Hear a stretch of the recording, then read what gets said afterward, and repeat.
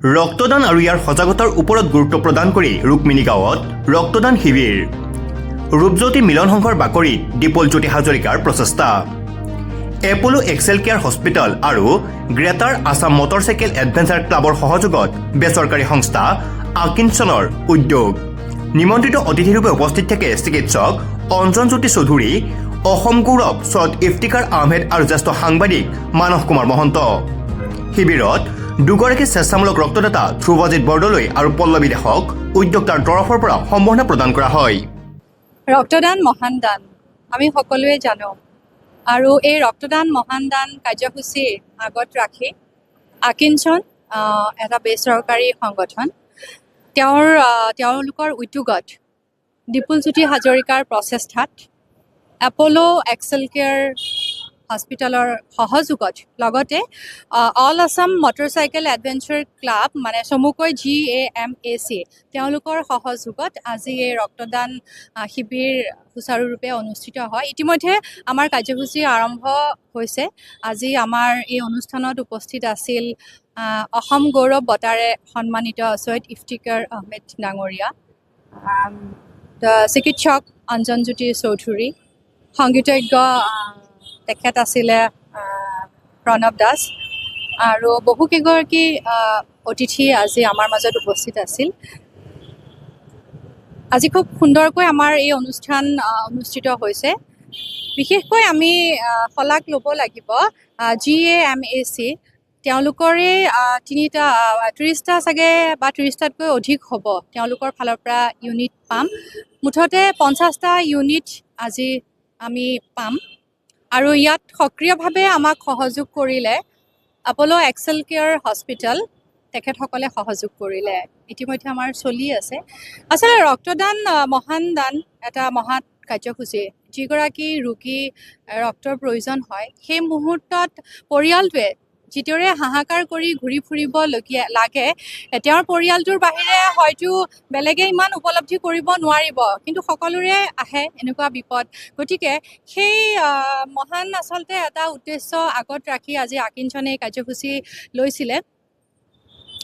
মানুহবোৰ আগবাঢ়ি আহক, ব্যক্তিসকল আগবাঢ়ি আহক আৰু এই ৰক্তদানক সজাগতা বুলিয়েই ক'ম, সজাগতা যাতে সমাজত আৰু অলপ আমি বৃদ্ধি কৰিব পাৰোঁ সেই উদ্দেশ্যে দুগৰাকী বিশেষ ডনৰ, এগৰাকী মহিলা, তেওঁ হৈছে পল্লৱী দাস বাইদেউ, তেওঁ আহিছে, তেওঁক আমি সম্বৰ্ধনা জনাইছিলোঁ আৰু লগতে পুৰুষ এগৰাকী ব্যক্তি ডনৰ, তেওঁ হৈছে ধ্ৰুৱজ্যোতি বৰদলৈ, গুৱাহাটীৰ গণেশগুৰি। তেওঁ ইতিমধ্যে 60টাতকৈ অধিক ইউনিট তেওঁ ব্লাড দিছে। গতিকে এই দুয়োগৰাকী ব্যক্তিক আমি সম্বৰ্ধনা জনাইছিলোঁ। ইয়াৰ উদ্দেশ্য এটাই আছিলে, সমাজলৈ এটা বাৰ্তা যাব লাগে, মুক্ত মনে মানুহসকল ব্যক্তিসকল আগবাঢ়ি আহক আৰু ৰক্তদান কাৰ্যসূচীত সক্ৰিয়ভাৱে অংশগ্ৰহণ কৰক। আৰু ইয়াৰ লগতে greater Assam motorcycle adventure club তেওঁলোকেও এটা বাৰ্তা সমাজলৈ আনিছে যে তেওঁলোকে যেতিয়া ৰাইড চলায় তেওঁলোকে ৰক্তদান মহান দান এই বাৰ্তাটো তেওঁলোকে লৈ ফুৰে। অকল নৰ্থ ইষ্ট বা অসম বুলি নহয়, তেওঁলোকে গোটেই বিশ্বত বাইক চলাই ঘূৰি ফুৰে। গতিকে তেওঁলোকৰো কথাটো হ'ল মানুহে আগবাঢ়ি আহিব লাগে, স্ব ইচ্ছাই আচলতে ৰক্তদান কাৰ্যসূচীত ভাগ ল'ব লাগে। মানুহৰ মনৰ পৰা ভয় শংকা আঁতৰিব লাগে। আমাৰ আচলতে এটা মনৰ ভাৱ যে তেজ দিলে মূৰ ঘূৰাব বা মই দুৰ্বল হৈ যাম, এইটো সাধাৰণ কথা আৰু চবেই ভাবে যে নাই তেজৰ যেতিয়া প্ৰয়োজন হয় তই দিবি নেকি, নাই মই নিদিওঁ, মোৰ অমুক কাম আছে তমুক কাম আছে, এইটো বাহানা এটা বহুতে বনায়। আচলতে ইয়াৰ কথাটো হ'ল যে তেজ দিলে মোৰ মূৰটো ঘূৰাব, একদম এইটো ভুল ধাৰণা।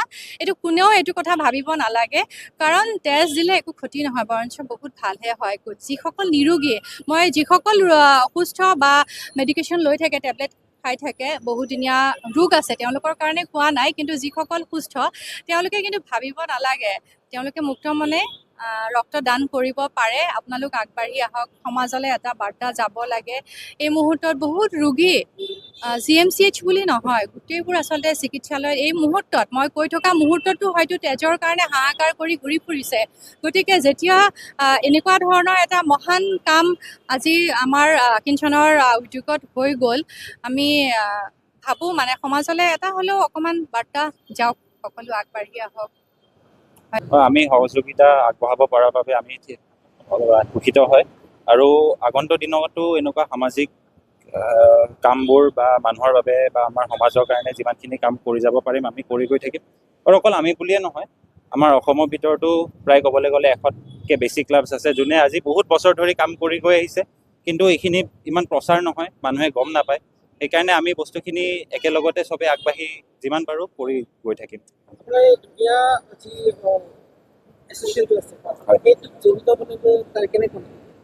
একচুৱেলি আমাৰ ক্লাবটো আমাৰ নিজৰ লগৰখিনি আমি সৰুকালৰ বন্ধু বান্ধৱখিনি মিলি পেলাই আমি একেলগতে আগবাঢ়িছোঁ। এতিয়া আমি আগবাঢ়িছোঁ। আমাৰ প্ৰেচিডেণ্ট হয় এখেত ডায়েন ইছলাম, এখেত আমাৰ ভাইচ প্ৰেচিডেণ্ট হয় লিঅ'নাৰ্ড ডেকা, মই জেনেৰেল ছেক্ৰেটাৰী। আৰু আমাৰ ইয়াত প্ৰায় চব কম বয়সৰ ল'ৰাখিনি আমি মিলি পেলাই একেলগতে সামাজিক মাধ্যমৰ কাৰণে যিমানখিনি কাম কৰিব পাৰোঁ। আৰু আমাৰ ক্লাবটো অকল ৰাইডিঙৰ লগত সীমিত নহয়, ৰাইডিঙৰ বাহিৰেও বহুতখিনি কাম আছে সমাজৰ কাৰণে বা ছ'চাইটিৰ কাৰণে। আমি যোনখিনি আগবঢ়াব পাৰোঁ আমি কৰি গৈ থাকিম সিমানখিনি।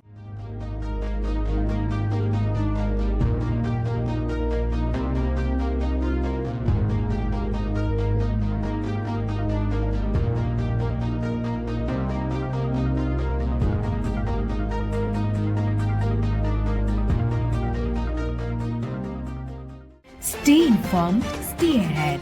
News NE 365.